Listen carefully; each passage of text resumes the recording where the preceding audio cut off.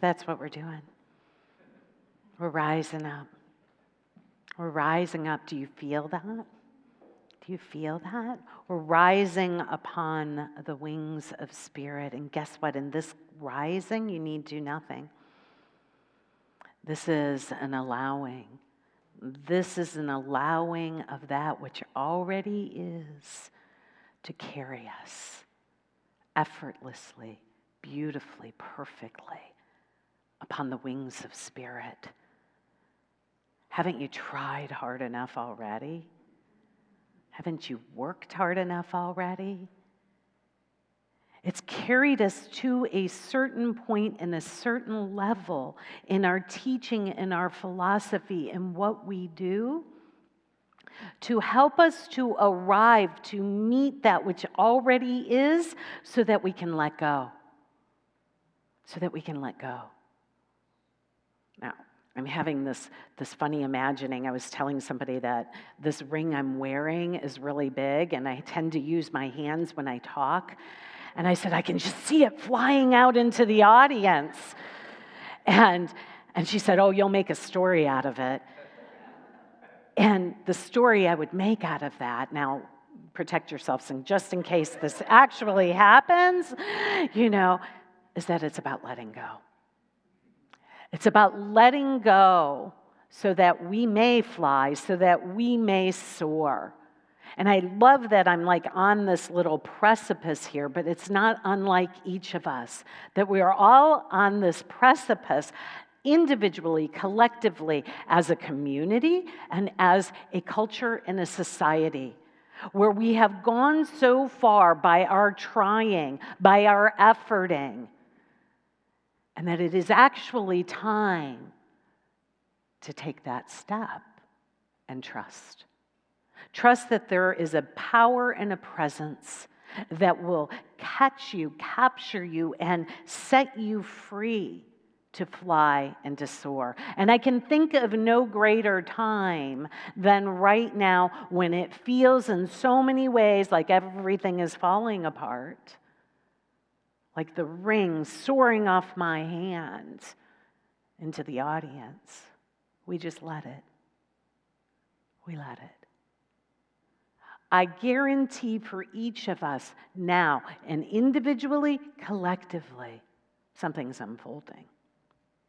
Something is unfolding, and it's good, it's grand, and it is glorious. And our conversation this day is about allowing the wings of spirit to help us to soar, to allow us to soar. And I'm really embedding this conversation in the teachings of Charles and Myrtle Fillmore today. Like, we're really courting our roots of where we came from and what was being said, and actually how revolutionary it was and still is. Because we haven't fulfilled the prophecy, if you will. We haven't completely made it a part of who we are. And so we started the conversation this month, and the conversation this month began with sanctuary, and then we moved to altar, and then we moved to wings today, where we're looking at where we gather, how we gather, and what we make it mean, so that we can embrace the richness of where we've been, and then stand on the precipice so that we may soar to something greater and new. So that's where we are at. And one of the things that the Fillmores absolutely taught, which is something I love, is that we seek the truth within. It's not out there. It's within. And this withinness, that each and every lesson, each and every time there was a class, they began and ended with prayer. Not unlike what we do now. And so I want to do that again as we begin this conversation, because there is this belief and this misperception that it's somebody who is going to lead us to our salvation. Somebody out there, a deity, a God, a guru, a Jesus. And to a certain degree, we have our teachers, our way showers, but unless we walk in the direction ourselves, it won't last long. Because guess what? They move on. Do they not? And we're being asked to move on and to elevate to a higher vibration so that we may join those who came before us, not in death, but in life. So this is how Myrtle would begin. And I just invite you to take a breath with me. Prayer is communion with God. God is in you, and you can come into contact with God there.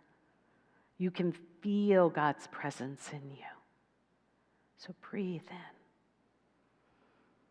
Turn within now and let God's presence come forth as wisdom, so that your words and your thoughts may be filled with this wisdom. We have invoked this wisdom already in our opening prayer. That I know who I am, I know what I am, I know how I serve. This is within each of us. And so we allow a moment of stillness as you make that contact yourself.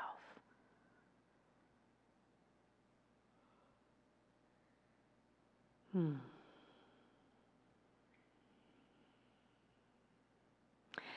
this is what we do within. This is what we do within. And there is a shifting that comes into my consciousness and in my awareness that as we anchor this within, how important that is, that we also come together. We also come together in community, in spiritual community. And this is how I think of us as spiritual community. And this is by Rumi. Rumi shares this story where he says that there are some Hindus that have an elephant to show. And those who will see it, no one has ever seen an elephant before. So if you can imagine a beginner's mind, imagine you've never seen this thing called an elephant before. And one by one, we go into the dark where this elephant is. And we each come out saying and sharing with one another how we experience this elephant.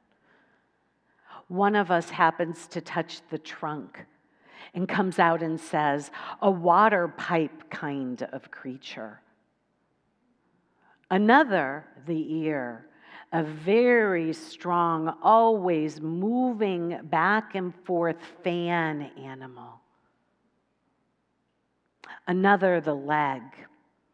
I find it still like a column of a temple. And another touches the curved back, a leathery throne.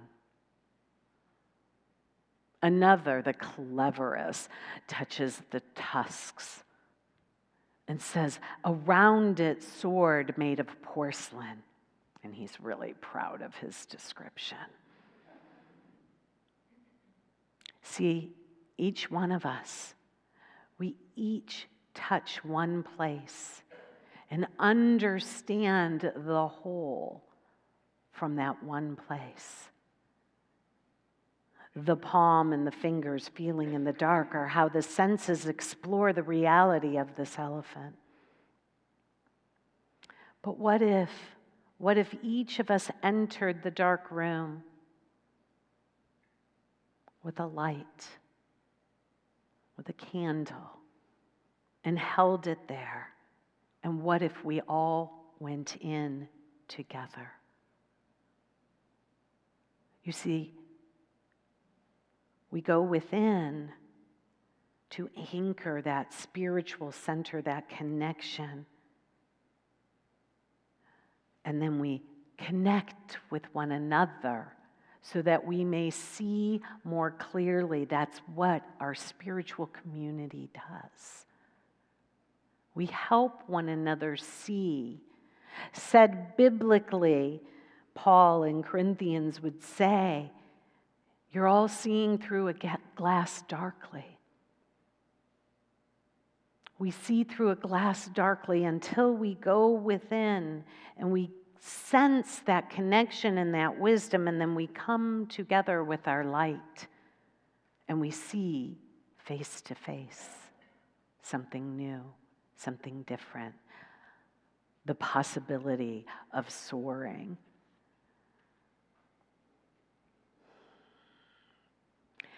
The reason that we started this conversation this month, the sanctuary, the altar, the wings, is because we were preparing to remodel this space. We were preparing for that. We had a designer come in, honoring what has been, but noticing that some things need to be upgraded. That this is our home where we come in together with the candle to show and discover each other and God and all that there is. And we just kind of noticed that some things needed a little bit of updating, like the carpet and the chairs that we sit in and the paint and our beloved screen, which is beginning to fail. And what will we do when that happens? Are we going to invite those who are coming and seeking and wanting to see into a home that hasn't been loved in this way? Just like your homes. So we thought, oh, we're going to upgrade, we're going to do this. And when you have a divine idea, just a divine idea. It was actually a divine idea that came through. And then all of a sudden, when you have that idea and you start sharing it, because of the powerful beings we are, there were individuals and resources that came forward to support it. And we were going to move forward. And then there was a hurricane.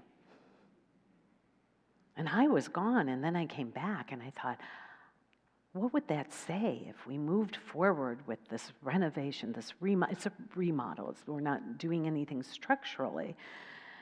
What would that say in the midst when people's homes have been, washed away? And I came home from my vacation, and I wanted to feel you out, feel like what's going on here. And I thought, no, we need to move forward.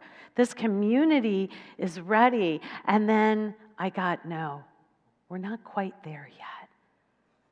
We're not quite there. And then somebody, our project manager got COVID, and just it felt like there was this start and this stop and this start and this stop. And then what I realized is that we all needed to come together because this is your home. This is your sanctuary. This is our home, our sanctuary. And so we decided to give these talks about what is a sanctuary. It's a place where we come. It's a place where we bring the light so that we all may see this thing called an elephant, this thing called God, this thing called awakening. And we come together and we do this here. And that further, that our sanctuary included our property and Mother Earth and all. And that our founder knew that this was a sanctuary, that it was special, and invited all to come so that you may be renewed and refreshed here. And so we've invited everyone to come, and lo and behold, people are coming. On Saturday, we had all these groups all over campus. People came to campus and didn't know, where's my group? Where do I go? You know, we had AA in the courtyard. We had the gardening, the giving seed group in the gazebo. We had a men's spirits, Sons of Spirit in the gathering room. And we had prayer class in that room over there. Yeah, blah. There's just so much. It's happening. The whole space is our sanctuary, and it's safe for us to come and to be with like-minded people so that we can hold our candles, so that we can see one another and the whole. And then we moved to this idea of the altar. Well, what will happen to this altar? And what is an altar anyway? And that we talked about the altar being an outer expression of an inner space, an inner sacred space. That intersection of the horizontal, the human, and the mentality of this experience and the materiality with the divine. And at that intersection within us is that altar, and we place everything upon that altar. Into thine hands I commend my spirit that I may rise. And so we place upon the altar everything. We don't need to make ourselves be anything other than what we are or how we're experiencing life. We're worthy to come to the altar and place upon it everything, because Spirit, because God, because the beloved of our being, because it transforms and transmutes all that we surrender upon it. And so these wings then that are above our altar then represent our ability to allow, when we release Spirit, to let us soar, and becomes the wings, the wind beneath our wings. And if you look at this, there was a conscious choice. Like, what the heck are these wings? Ever see them before? If you're new to this place or space, it's like, isn't that interesting? What are they? What do they mean? And you might ask it this way: what are you not seeing? What isn't there? What is absent that you may have seen in your past or your upbringing? Right? So, in Charles Fillmore's words, here's what this is. In November of 1889, it was November, he gave the following explanation of the symbolism. It's called the winged globe. Can you guys see it if I'm standing here? Okay. The winged globe, or sun disk, as a religious symbol, had its earliest use in Egypt, but is found in various forms in the religions of other races. It represents the relation existing between spirit, soul, and body. Spirit, soul, and body. Soul gives wings to the body. Spirit is the enveloping principle, like the atmosphere in which both the soul and the body exist. So the Spirit is the enveloping principle in which the body and the soul exist, and from which they draw their original inspiration. Here's what I love further. It's a symbol of the earth and the soul. See, we are connected. We are connected in our teaching and in our philosophy that the earth has a soul, have its products of every description, all exists in the, this is a tough word, I practice, but sometimes I get nervous when I've practiced a word and I mess it up anyway, so pray for me right now. All exists in the forget it. The luminous the luminous ether of the anima mundi, the divine mother or world soul. So this is the world soul in its intrinsic connection between all living beings, which relate to the world in much the same way as the soul is connected to the body. That's our heritage. This is the richness from which we come. When we talk about oneness, we think of humanity in oneness, but we are talking about life and oneness, that we are one with all of creation, and that it is all living and breathing and having its movement in the mind of God. You see, in our teaching, we remove the idea of the specialness when we say all God, all good. We remove the temptation to be in judgment. This is good, this is bad. And we watch and become the observers of the unfoldment of what is and what is happening. And in the wisdom that we anchor, we can become the observers and see beyond the appearances of effect and know that in and of itself it is neutral. We will never change the world at the level of the thinking that created it.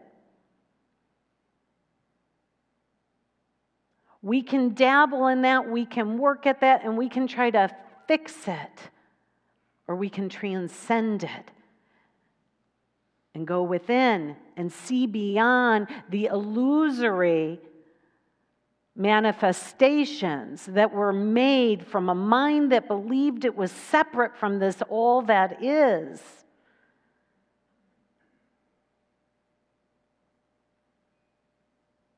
Turning from the effect and its neutrality in that will never solve it at that level, and we move into a higher consciousness upon the wings of spirit that then allow the spiritual eye to see and for us to create a new world, a new earth. Can you see that in this symbol? A rising above the battlefields that we have made and the polarities that we insist upon maintaining, which is diametrically opposed to the concept of unity. This mind that I'm speaking about will not be able to solve this issue. That separate mind. It will keep the polarity in play until we decide to stop resisting one another, because that will only persist. This is all our basic teaching, everything that I am saying. And people will say, but you're not talking unity. I am. This is unity principle. Because unity does not own principle. It's truth. It's truth that is discovered and committed to, that is eternal before we ever stumbled upon it, and will continue on.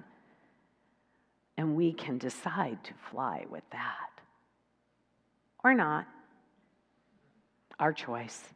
And either way, it's okay. What do you want? What do we want? So, let's see if there was anything else that he said. He said, follow the teachings of unity and you will realize for yourself that you are the winged globe. So this symbol is not only the macrocosm, which is what I've been speaking of, but the microcosm, the individual. God is, I am. So take a breath with me. So the Spirit is what we speak of when we speak of God, the all-good. That we discover the flow of thought that has evolved independently beyond our reasoning. So this is why we've been talking almost since I got here about the way of the heart. Did I do that right? Usually, sometimes I go like that, and that's not right. Do you do that way too? Yeah? All right. The way of the heart, because this pathway actually is accessed through the heart. Because we bypass the conditioned mind that will say it's counterintuitive to what we need. So he says to discover this flow of thought and to trust it as our guide. And he calls the Spirit the echo of something that you've forgotten. So it's not foreign to us. A Course in Miracles calls it the echo of the voice for God. So it is that thing that whispers in our ear and tugs at our hearts. And it is when we follow that heart, that desire of the heart, that we approach a precipice that is new, that we may fly and soar. So we court the divine within our own being. We come together in spiritual community, bringing our light so that we all may see in whole. And we keep the main thing, and our eye focused on thee. That's what our teaching is. Charles Fillmore and Myrtle Fillmore deliberately did not put a crucifix up there with Jesus hanging upon it and suffering. I want you to hear that. Because we are a Christian teaching in that we follow the teachings of Jesus. But we do not believe that Jesus, as Christ, was preaching a theology about suffering. And to have misconstrued that and make that the focus has taken us on a journey. But it's time to rise. Our focus is not upon death, for there is no death, and it is not through suffering through which we rise. So I ask the question, what isn't up here? Because what isn't up here is our symbol is intentional. And what was selected in its stead was also intentional.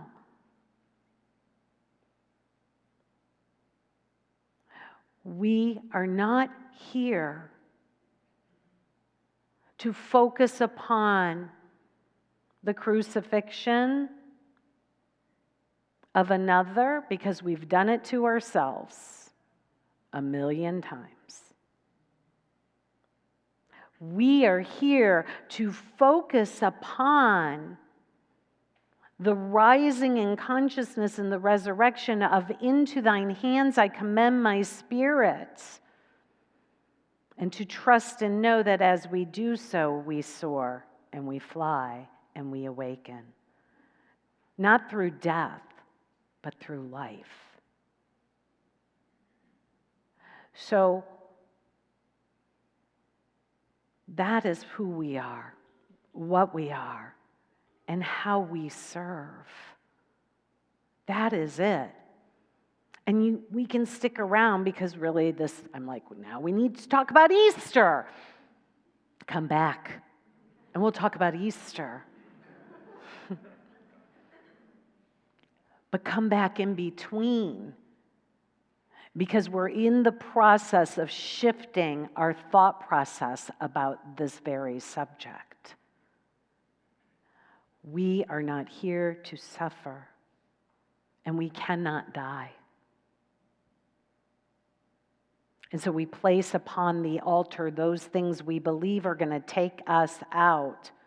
But for the hurricane, I might not have let this go. But for the diagnosis, I wouldn't have known that I have life eternal. But for the fact that you left me, I wouldn't have known that I can't be left or betrayed. We place all of that. But for the fact that my job has changed or gone away, that there's something more than that for me.